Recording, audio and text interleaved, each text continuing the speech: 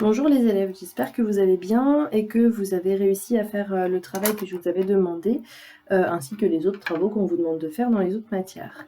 Alors pour aujourd'hui, vous aviez des exercices à terminer sur les divisions, mais cette fois-ci les divisions décimales et non plus les divisions euclidiennes. Donc vous deviez faire d'abord l'exercice 7, 6 litres de lait coûtent 5,70 € et on nous demandait de calculer le prix d'un litre de lait. Calculer à la main, ça veut tout simplement dire en posant la division. Le contraire donc de à la main, c'est à la calculatrice.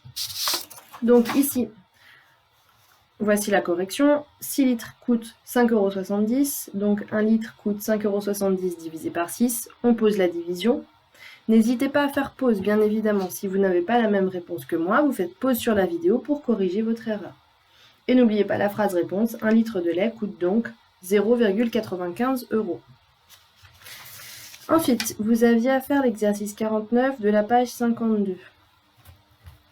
Donc le 49 de la page 52 qui est ici, on nous dit, pour chaque étiquette, calculez l'information manquante. Alors, première question, 4 kg de ce que l'on a acheté coûte 23 €.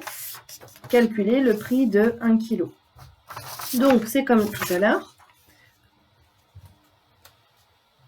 4 kg coûte 23 €. Donc pour trouver le prix de 1 kg, on fait 23 divisé par 4, on pose la division et on trouve 5,75. Donc 1 kg coûte 5,75 €. Encore une fois, si vous n'avez pas pareil que moi, n'hésitez pas à faire pause sur la vidéo pour corriger votre erreur. Ensuite, pour la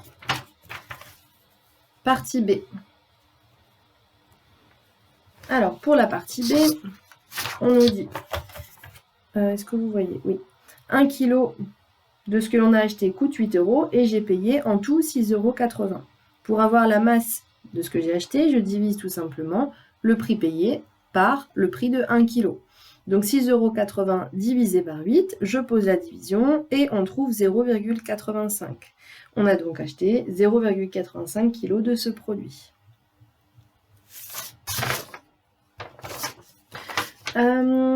Ensuite, vous aviez le 51 à faire. Le 51 qui était facile. On empile 7 dés identiques et la hauteur... Pardon, vous ne le voyez pas. Mais de toute façon, vous l'avez bien sûr. La hauteur est de 8,4 cm. Calculez la hauteur de 1 dé. Eh bien, c'est encore une fois la même chose. 7 dés mesurent 8,4 cm. Donc pour avoir la hauteur de 1 dé, on divise 8,4 par 7 en posant la division. On trouve que 1 dé mesure 1,2 cm. Voilà pour ces exercices. J'espère qu'ils ne vous ont pas posé problème. Et je vous mets la suite du travail sur Pronote.